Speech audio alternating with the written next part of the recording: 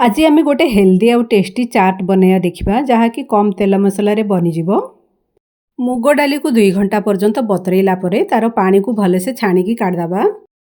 Soybean को भी 30 minute पर्यंत पानी रे बतरैला तार पानी को भलसे छाणिकी काढ़दबा। ग्राइंडिंग जार रे सोयाबीन आउ छोट छोट करी काटिकी रखिथिबा अदा को पकेकी हल्का ग्राइंड करिवा।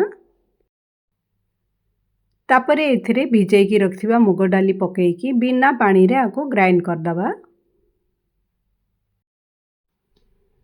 आको बेसी पेस्ट करिवेनी, एभलिया दरदरा करी ग्राइंड करिवे।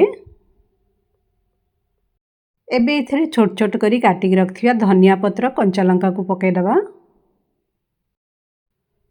तापरे एथिरे स्वाद अनुसार लूण, हळदी, जीरा गुंड, धनिया गुंड, चाट मसला को पकेइबा।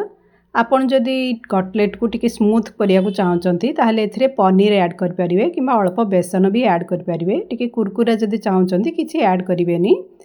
तापरे आकु गोल गोल करके एभलिया शेप दे दबा।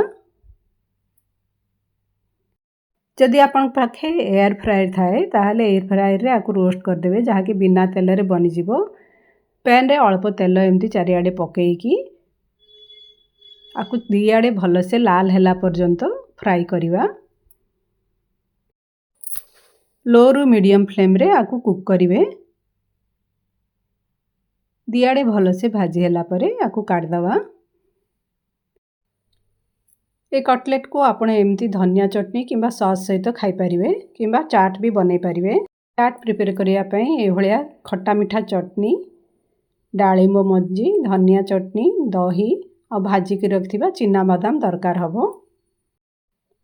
ए सब को गोटे गोटे करबे एथरे पके दबा। एई हाई प्रोटीन जलखिया आपण थरे बनै कि देखंतु जहा कि आम स्वास्थ्य पई भी हितकारी और खाइबा को भी भल लागिवो।